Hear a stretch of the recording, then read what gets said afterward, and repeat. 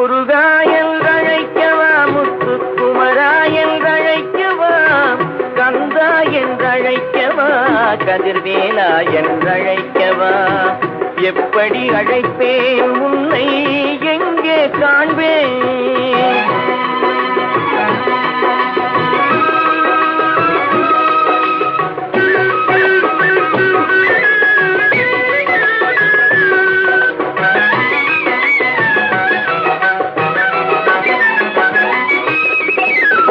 ஆறுபடை வீடெங்கும் தேடி வந்தேனப்பா, அங்கெங்கும்